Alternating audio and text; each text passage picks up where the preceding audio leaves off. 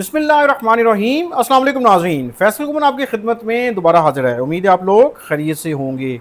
Iran और Israel की जंग तो अभी वक्ती तौर पे टल गई है, सीज़ फायर है, और अमरीकी सदर डोनाल्ड ट्रंप बार बार यही कह रहे हैं कि अब जंग का इम्कान नहीं है दोनों मुल्कों के दरमियान।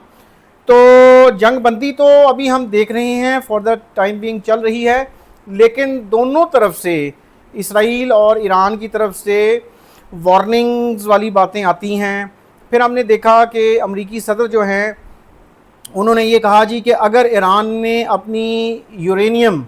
इनरिचमेंट, यूरेनियम की अफजोदगी, यूरेनियम से चूँकि उन्होंने आगे फिर अमरीका को ये लगता है कि ईरान जो है वो एटम बम बना लेगा, न्यूक्लियर बम बना लेगा, जिसके लिए यूरेनियम की एक ख़ास मकदार की ज़रूरत होती है। तो ईरान, उस पर अमेरिका ने ये कहा जी कि अगर ईरान ने अपनी यूरेनियम अफजूदगी जो है उसको जारी रखा तो फिर अमेरिका हमला करेगा उस पर। तो इसलिए अभी हम ये नहीं कह सकते, it is premature to establish that कि जी there will be long lasting peace in the Middle East. तो अब फ़िलहाल तो फॉर द टाइम बीइंग तो सूरत हाल अंडर कंट्रोल नज़र आती है, और हम देख रहे हैं कि कोई हमला नहीं किया गया दोनों अतराफ से कोई हमला नहीं किया गया। और जो एक्टिविटीज़ हैं, हवाई फ़िज़ाओं की बात कर लें, समुंदर की बात कर लें, समुद्री तिजारत की बात कर लें, या ईरान और इसराइल के अंदर जो नॉर्मल सूरत हाल है उसकी बात कर लें, तो अब वो सिचुएशन थोड़ी सी नॉर्मल नज़र आती है। और अब इसराइल का दोबारा जो है फोकस वो गाज़ा और पैलेस्टाइन की तरफ हो गया है। इस वीलॉग में मैं आपको नाज़रीन ये बताता चलूँ कि अमेरिका और इसराइल को ये क्यों चुभती है यूरेनियम इनरिचमेंट जो ईरान कर रहा है अपने न्यूक्लियर एनर्जी के हवाले से। बेसिकली फ़ोकस ईरान का यही है कि वो अपनी एनर्जी क्रिएट करे, जो उनकी तवानाई की ज़रूरियात हैं ईरान की, वो पूरी करे। तो यहाँ मैं आपको बताता चलूँ कि ये जो जोहरी निज़ाम है और वसी इंफ्रास्ट्रक्चर है ईरान के पास, और ये कैसे है, कहाँ कहाँ है, कैसे काम करता है, और ईरान का अफज़ोदा यूरेनियम, ये इनरिच्ड यूरेनियम जो है उसका ज़ख़ीरा कहाँ है। इसमें मैं आपको ये नाज़रीन बताता चलूँ कि ईरान जो है, ईरान एक ऐसा मरबूत जोहरी निज़ाम चलाता है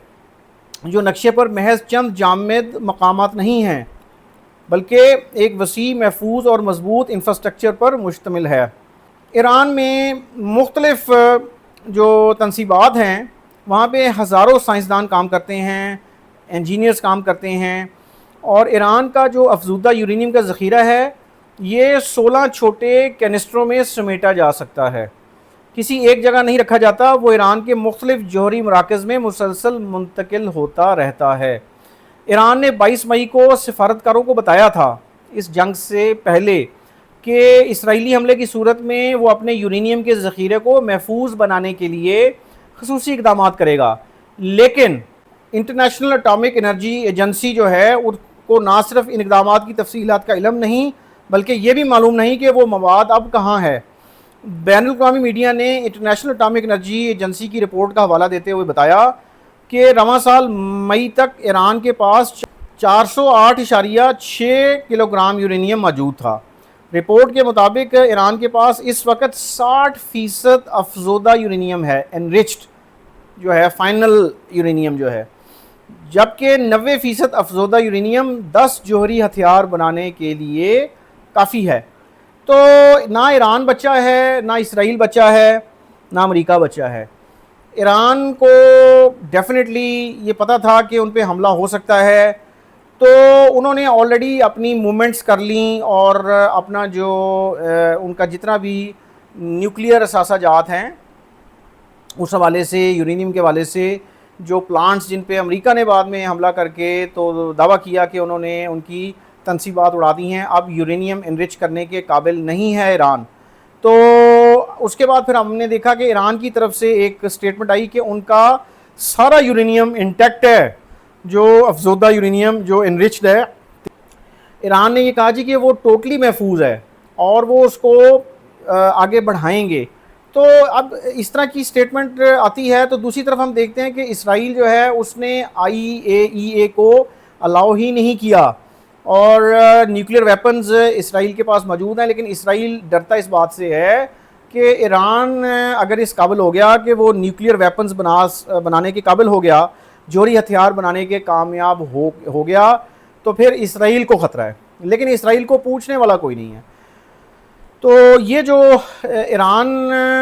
کے حوالے سے ہم دیکھ رہے ہیں کہ ایرانی رجیم جو ہے وہ اپنے جو پلانز ہیں ان کو انٹیکٹ رکھے بیٹھی ہے، اور ایران نے نو ڈاؤٹ پوری دنیا کو سرپرائز دیا کہ انہوں نے زیادہ ٹیکنالوجی والے ملک اسرائیل کو اور امریکہ کی جو سپورٹ آئی اس کو چیلنج کیا، اور آخر دم تک چیلنج کرتے رہے، یہاں تک کہ امریکہ اور اسرائیل تھک ہار کے بیٹھ گئے، اور انہوں نے پھر دیگر ملکوں کے ساتھ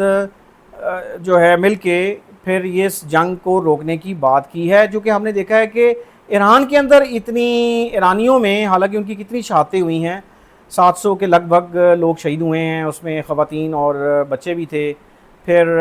ہزاروں کی تعداد میں زخمی ہوئے۔ ایران کی طرف جو کیجولٹیز ہیں وہ 30 سے نیچے ہی ہیں، زخمی وہاں بھی ہوئے، تو پینک نہیں آیا ایرانیوں میں۔ ایرانی لوگ جو ہیں وہ بڑے صبر اور استقامت کے ساتھ چلتے رہے، لیکن اسرائیلی جو ہیں ان کے اندر پینک کریٹ ہوا، پینک بٹن کریٹ ہوا، اور ان کی طرف ڈیمانڈز آنی شروع ہو گئیں کہ جی یہ جنگ روکی جائے، اگر یہ کسی ایک اسپیسیفک عرصے میں محیط رہی تو یہ ہمارے لیے پرابلم کریٹ کرے گی، اور ہم لوگ یہاں نہیں سروائیو کر پائیں گے اسرائیل میں۔